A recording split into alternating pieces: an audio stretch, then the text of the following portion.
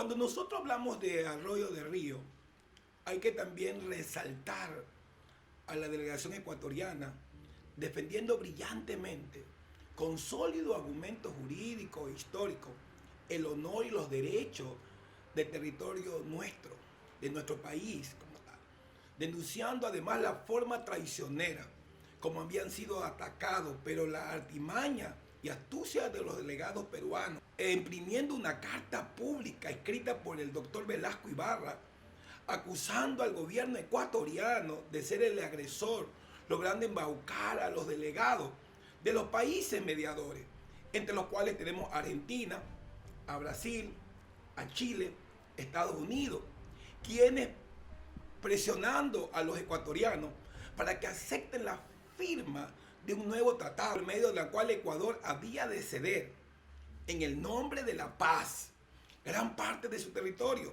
oriental y los derechos que defendían sobre la orilla izquierda del Amazonas. En ese tratado perdimos derecho al Amazonas. La delegación ecuatoriana no tenía más nada que hacer. Por eso grábese bien lo que está pasando, porque la historia no se ha hecho para dejarla en el pasado, sino siempre recordarla. Siempre estar recordando la historia como parte de un legado de nuestra nación ecuatoriana y guayacense.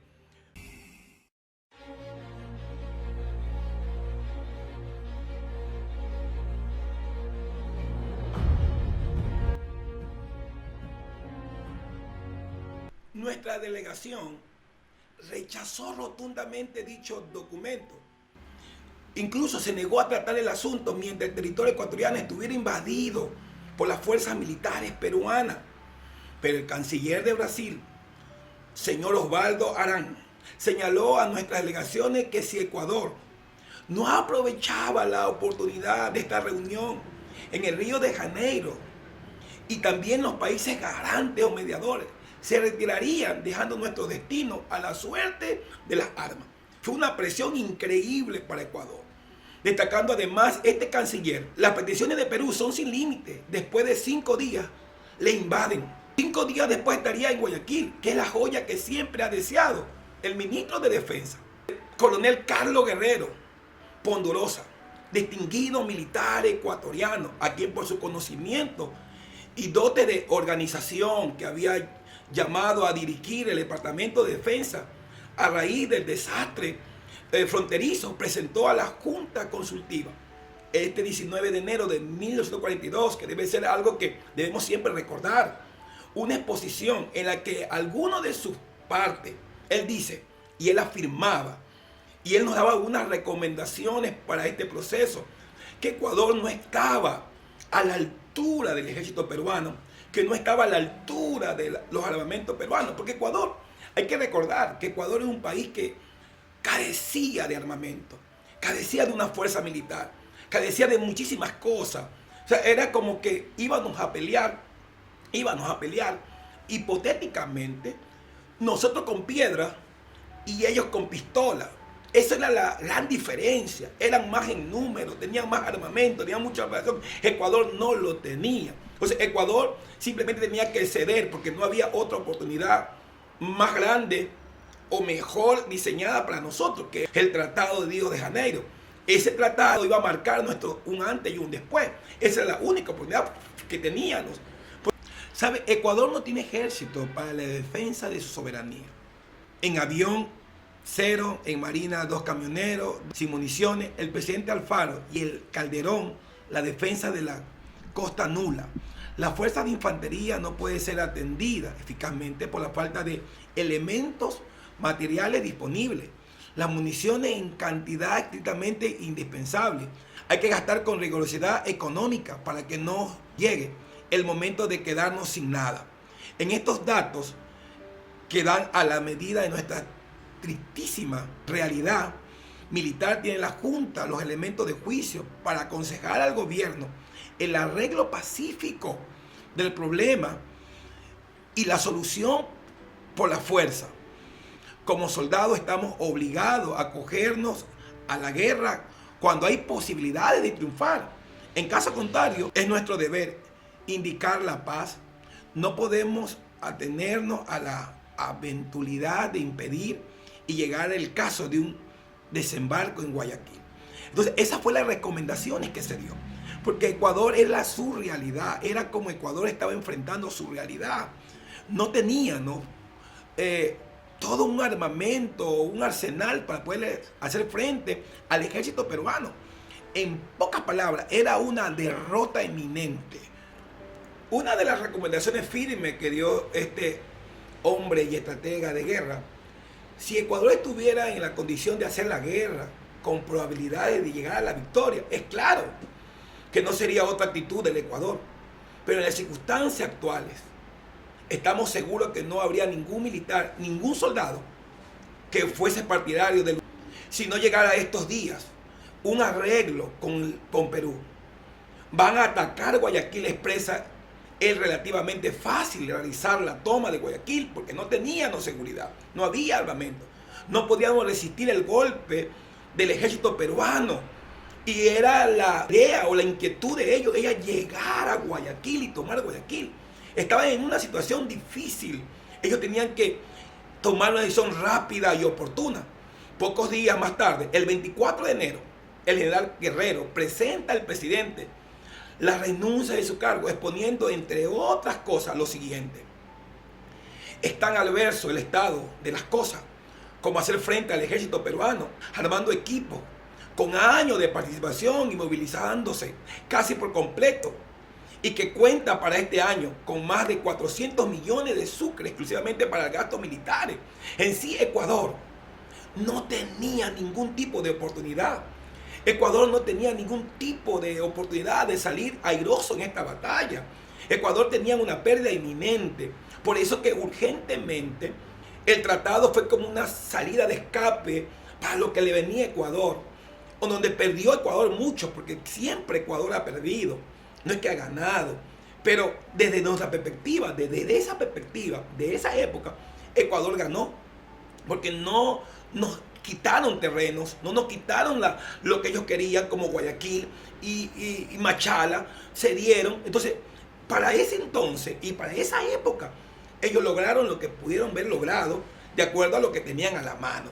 Por eso es que cuando uno puede hablar mal de Arroyo de Río y de todo ese tipo de gobierno en esa época, hay que estar puesto en los zapatos de ellos y en la condición de ellos, que tenían todo un sistema apremiante, estaban contra la espada y la pared.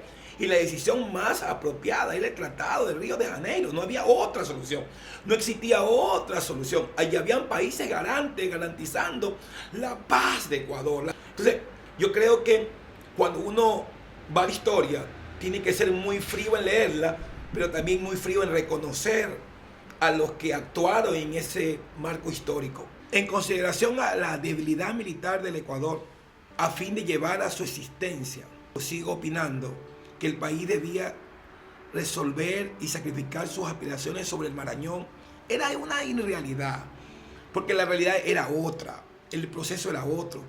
Por otro lado, los diferentes observadores y militares ya habían opinado con respecto a la relación y la situación que vivía el país, asegurando que si el Ecuador se negara a aceptar las condiciones o la propuesta por el Perú, esto iba a ser algo caótico y avanzaría sobre Loja, sobre Cuenca y sobre Guayaquil. No solo la negación, sino aún cuando se produjera una aceptación a la propuesta, el Perú adoptaría tal conducta en que el Ecuador dilate la firma del tratado, que finiquite el problema de la frontera, la invasión peruana en el protocolo de Río de Janeiro, que tenía que estar enmarcado dentro de este proceso. Y estuvo nuestro gran doctor Julio Tobar Donoso. Él estuvo ahí, firmando el tratado. Era inminente. Es que había una crisis existencial. No había salida. Ecuador no tenía salida. Porque las fuerzas peruanas querían invadir. Hay que estar consciente de algo. No fue el doctor Arroyo de Río quien decidió la firma del protocolo de Río de Janeiro. Solo comprendió la dramática situación por la que estaba pasando el país o la situación, que era algo que era eminente.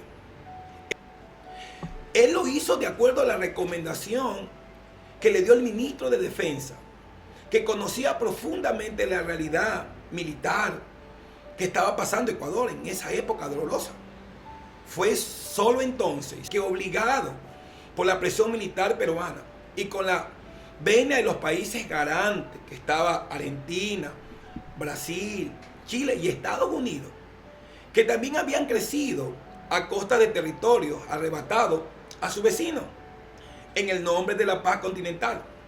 A la 1:20 de la madrugada del 29 de enero de 1942, en el Palacio de Itamaraty, el Ecuador fue obligado a firmar el protocolo de Río de Janeiro, por medio de la cual, con una y otras ratificaciones, se lo dio por legalizado jurídicamente a la ocupación que de hecho mantenía el Perú desde 1936 en territorio regional oriental. Ya el Perú ya estaba centrado ya, y ya tenía esa parte, tenía ya en posesión.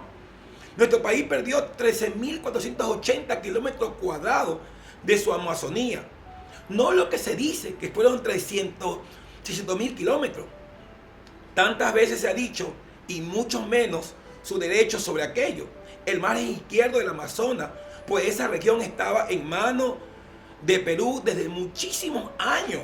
Ya estaban en manos de Perú, no es que eran de Ecuador. Estaban los peruanos asentados en esa parte del territorio del Amazonas. Por eso es que cuando uno habla de la historia, tiene que conocer la historia. El doctor Aloydio del Río no tenía otra salida. Él tenía que, a través de su canciller, firmar aquel documento, porque quien hizo el tratado fue el canciller. No había lo moderno que hay ahora. El canciller tenía que tomar una decisión, porque era la única que tenía en mano, y tomarla seriamente en el bien del Ecuador. Porque si no tomaban, el ejército peruano quería llegar hasta Guayaquil.